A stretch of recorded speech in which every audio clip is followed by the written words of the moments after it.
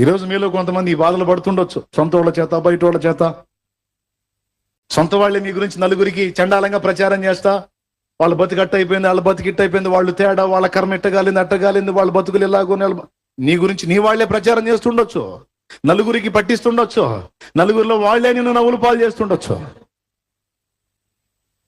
చూసి నువ్వు తట్టుకుంటావేమో, ఓర్చుకుంటావేమో, సహిస్తావు, కానీ నీ పక్షానన్న నా దేవుడు మాత్రం వదిలిపెట్టాడు వాళ్ళని. నీ పక్షాన నిలబడ్డ నా దేవుడు మాత్రం వాళ్ళని వదిలిపెట్టడు. వాడికి మూడేది వాడికి మూడిద్ది. నిన్ను కెలిగినోడల్లా వాడి కర్మ అనుభవిస్తానే ఉంటాడు ఒక పక్కన, నిన్ను కదిలిచ్చినోడల్లా వాడి కర్మ మోస్తానే ఉంటాడు ఒక పక్కన.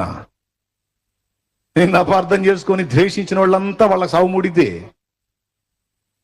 మోస్తానే ఉంటారు ఒక పక్కన. అయినా సిగ్గురాదు వాళ్ళకి, వచ్చేటట్టు దేవుడే చేస్తాడు. కన్న తల్లి నన్ను తేడాగా అనుకున్నందుకు ఆమెను కూడా వదిలిపెట్టలే దేవుడు నా విషయంలో. ఒక్కరోజు నోరు జారింది. నేనే పెద్ద మోషేలాంటి ఏలియాలాంటి అని చెప్పట్లా, ఆయన ఏర్పరచుకున్న వాళ్ళలో నేను ఒకడిని. అది ఆయనే చెప్పాడు, ఉపేక్షింపక నిన్ను ఏర్పరచుకున్నానని.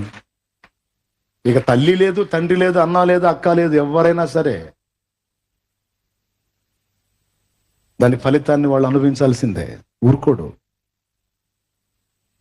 ఎందుకంటే గౌరవించాలి దేవుడు ఏర్పరిచిన వాళ్ళని. వీళ్ళే గౌరవించకపోతే సమాజం ఎట్లా గౌరవించిద్ది, సంఘం ఎట్లా గౌరవించిద్ది? అందుకని అందరికీ భయం కలగాలని పనిష్మెంట్ ఇస్తాడు దేవుడు, కొడతాడు.